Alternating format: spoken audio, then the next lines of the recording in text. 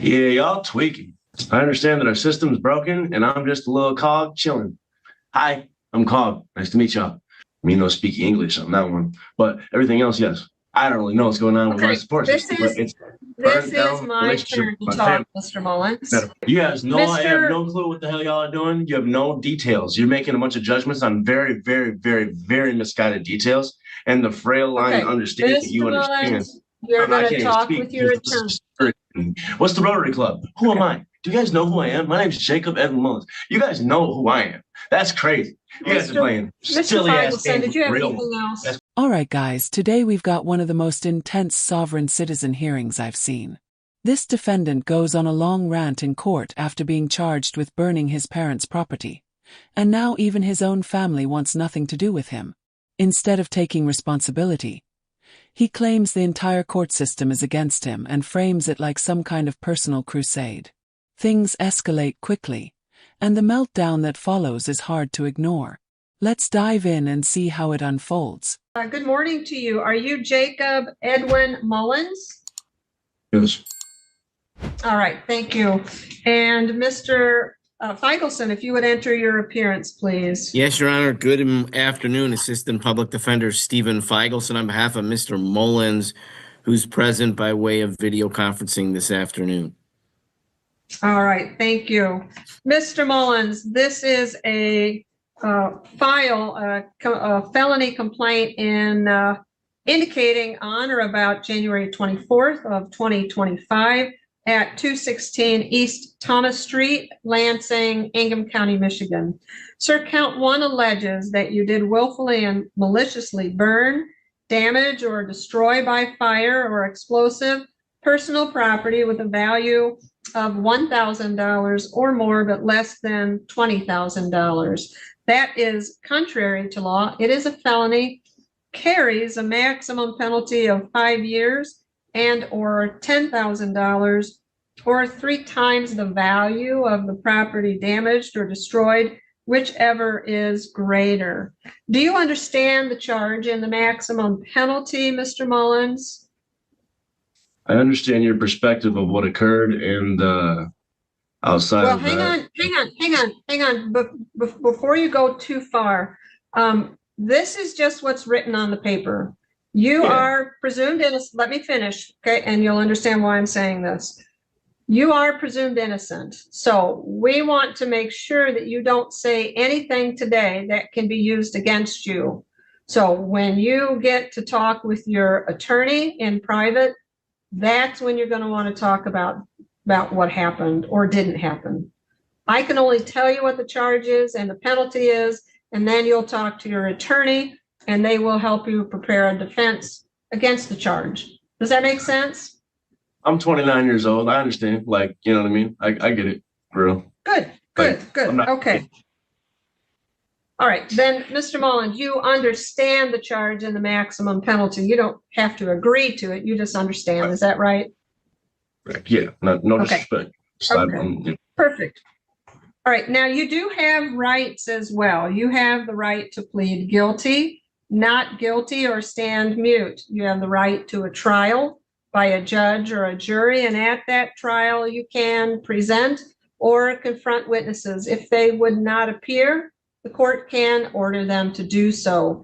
You also have the right to a lawyer, and if you cannot afford one, one can be appointed for you at court expense. Additionally, you are presumed innocent, as I said earlier, and if you are found guilty, it has to be beyond a reasonable doubt. You also have the right to remain silent. Anything you say or write can be used against you, and you always have the right to have a lawyer present with you at any time that you are questioned. Do you understand those rights, Mr. Mullins? You said read anything you say or write can be used against you? Did you say that? Yes, I did say that. Yes, sir. Me no speak English on that one, but everything else, yes. I'm not gonna lie, that caught me off guard.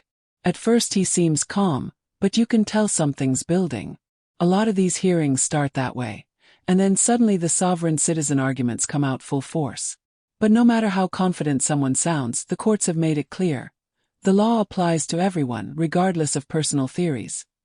Some of what he's saying already doesn't make much sense, and that's not going to help his case.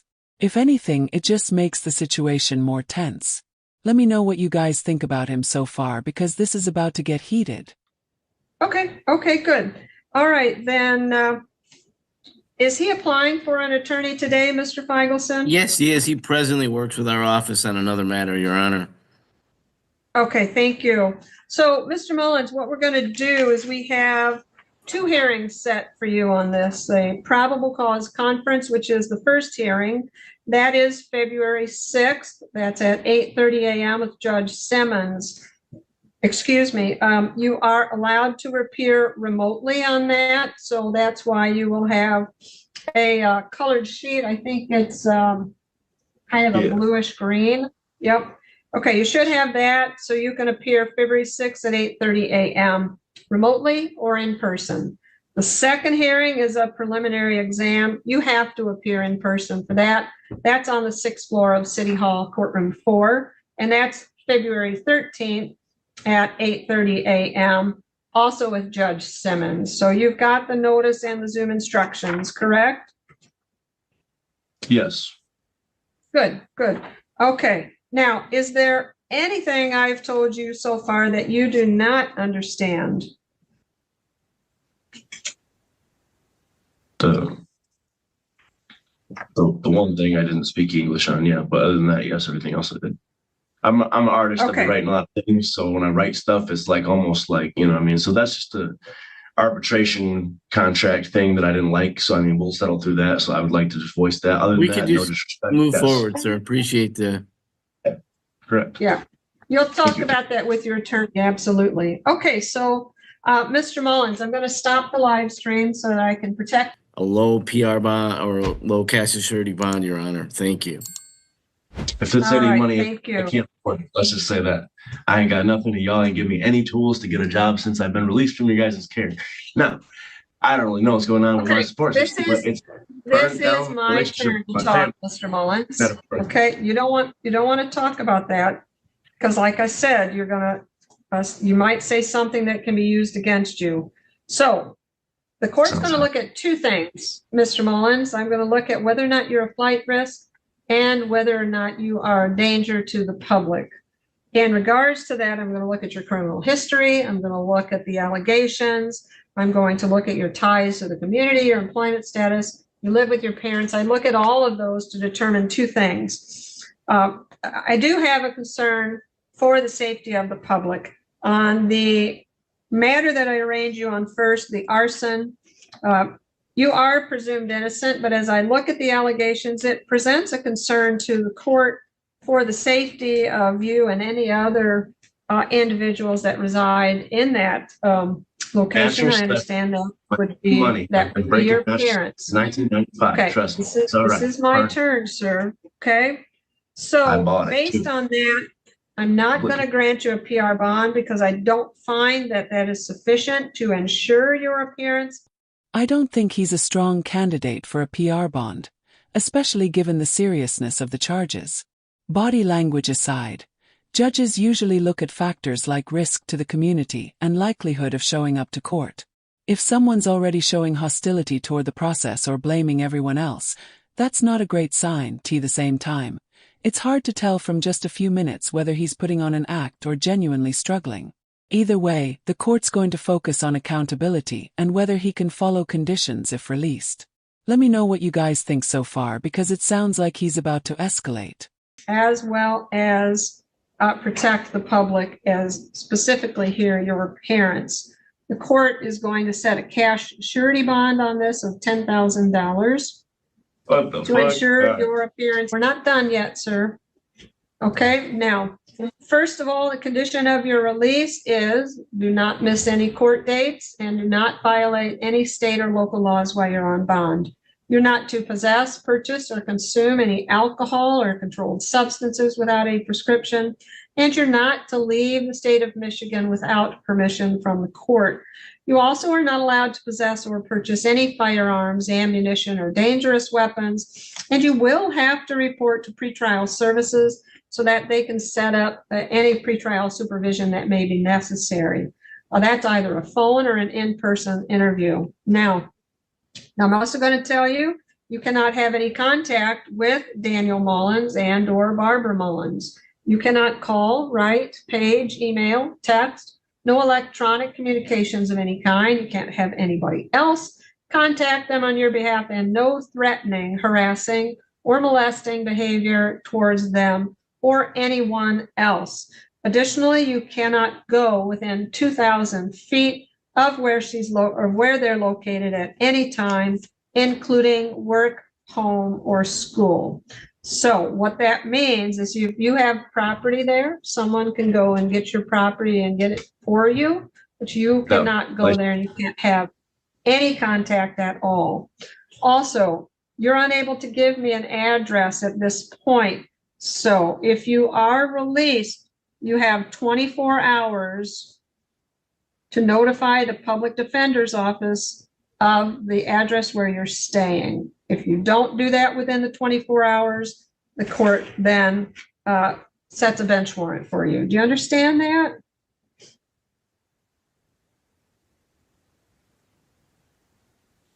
Do you understand what I'm telling you, Mr. Mullins? I understand that our system's broken and I'm just a little cog chilling. Hi, I'm Cog. Nice to meet y'all. Okay, all right, let's go over the other file then. This is, again, the 24-03520. Judge Simmons has ordered that you be remanded on that case file because you failed to appear for the probable cause conference.